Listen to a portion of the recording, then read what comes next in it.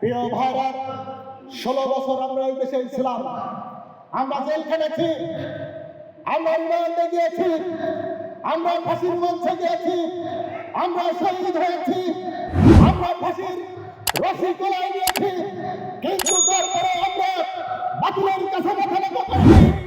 আমরা সেই মাথা নত করেছি আমার প্রভু মহান রব্বুল আলামিনের কাছে। প্রিয় ভাইরা, সেই সংগঠনের নাম হচ্ছে বাংলাদেশ জামায়াত ইসলামী, সেই সংগঠনের নাম হচ্ছে বাংলাদেশ ইসলামী ছাত্র শিবির।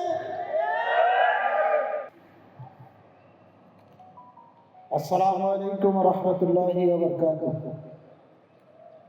আউযু বিল্লাহি মিনাশ শাইতানির রাজীম।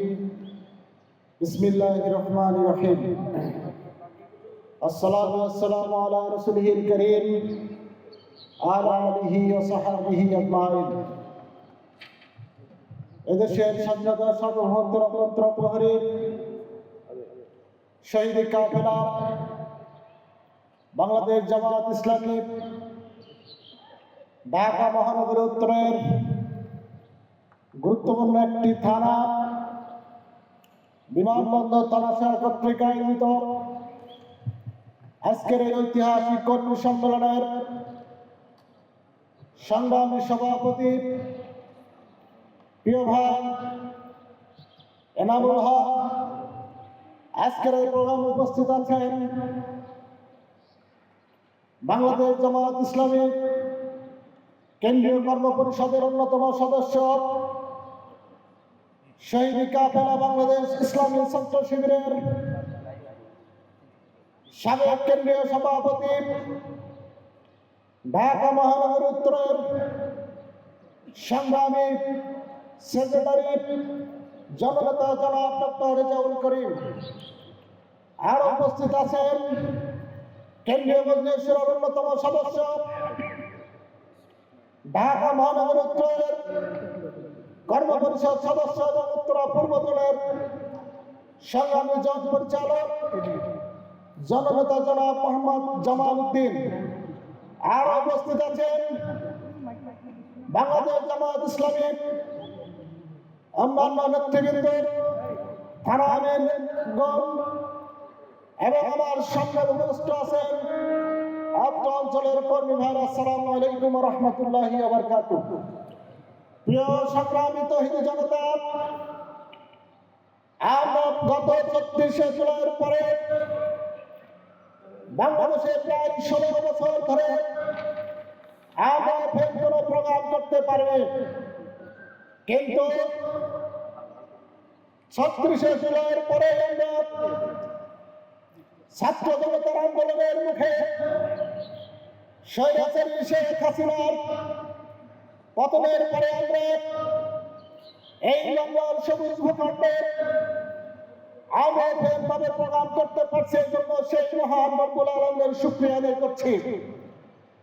প্রিয় ভাইরা, আমাদের নেতাদেরকে হত্যা করা হয়েছে, জুডিশিয়াল ক্লিন করা হয়েছে, আমাদের নেতাদেরকে শহীদ করা হয়েছে, অসংখ্য নেতা কর্মীকে বন্দী করে দেওয়া হয়েছে, অসংখ্য নেতা কর্মী জেল কেটেছে 16 বছর। তারা বাক স্বাধীনতা হারিয়েছিল, অর্থনৈতিক ভাবে তাদেরকে পঙ্গু করে দেওয়া হয়েছে, সাংস্কৃতিক গুলোর মধ্যে তাদেরকে রাখা হয়েছিল, স্বাধীনভাবে ঘোরাফেরা করতে পারত না। ঠিক সেই মুহূর্তে এসে বাংলাদেশকে নিয়ে আবার ষড়যন্ত্র করা হচ্ছে। আপনাদের যথার্থ জানাতে চাই, বাংলাদেশ জামায়াত ইসলামী এবং ইসলামী ছাত্র শিবির এদেশের কোন ভাষা পাড়ার সংগঠনের নাম নয়। এই বাংলাদেশকে গড়তেছেন, এই বাংলাদেশকে যদি আপনারা স্বাধীনতা সার্বভৌমত্ব রক্ষা করতে চান বাংলাদেশে, তাহলে বাংলাদেশ জামায়াত ইসলামীকে আপনাদেরকে সমর্থন করতে হবে। প্রত্যন্ত অঞ্চলে যদি আজকে বাংলাদেশ জামায়াত ইসলামী না থাকতো, বাংলাদেশ ইসলামী ছাত্র শিবির না থাকতো দেশে, তাহলে বাংলাদেশের অবস্থা এখন পর্যন্ত আপনারা পরিবর্তন করতে পারতেন না। আজকে আমাদের ভাই অনেক জুলুমের শিকার হয়েছে, নির্যাতনের শিকার হয়েছে, হাত হারিয়েছে, পা হারিয়েছে, চোখ হারিয়েছে, অর্থনৈতিকভাবে বন্ধ হয়ে গিয়েছে। তারপরে ইসলামী আন্দোলন থেকে চুল পরিমাণ তারা সরে যায়নি। তারা এই বাংলাদেশের ময়দানে ছিল। কিন্তু আপনারা যখন এদেশের ছাত্র জনতার, শ্রমিক, কৃষক, সকল শ্রেণীর মানুষ যখন এদেশের রাস্তায় নেমে পড়েছে, তখন আপনারা এই দেশ থেকে পালাতে বাধ্য হয়েছেন। এদেশের 40 মিনিট আপনারা অপেক্ষা করতে পারেন না, আপনাদেরকে বাধ্য করা হয়েছে পালাতে। প্রিয় ভাইরা, 16 বছর আমরা এই দেশে ছিলাম, আমরা জেল খেটেছি, আমরা রিমান্ডে গিয়েছি, আমরা ফাঁসির মঞ্চে গিয়েছি, আমরা শহীদ হয়েছি, আমরা ফাঁসির রশি গলায় নিয়েছি।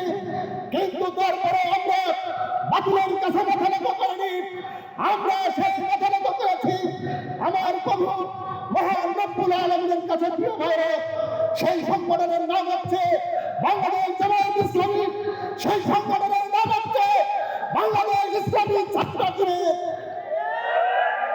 প্রিয় ভাইরা, এই জন্য তাদেরকে আমি আহ্বান জানাতে চাই, এদেশে যত ষড়যন্ত্র আসুক, যত প্রকার ষড়যন্ত্র আমাদের বিরুদ্ধে আসুক, আমরা এই ময়দানে টিকে থাকবো ইনশাআল্লাহ। আমাদেরকে এই ময়দান থেকে কেউ নিয়ে যেতে পারবে না। আমরা ভারতে পালাবো না, আমরা পাকিস্তানে পালাবো না, আমরা এই বাংলাদেশে থাকবো ইনশাআল্লাহ। এই আশাবাদ ব্যক্ত করে আগামী দিনের সকল ষড়যন্ত্র মোকাবেলার উদাত্ত আহ্বান জানিয়ে আজকের কথা আমি এখানে শেষ করছি। আমার তৌফিক ইল্লা বিল্লাহ। আসসালামু আলাইকুম ওয়া রাহমাতুল্লাহ।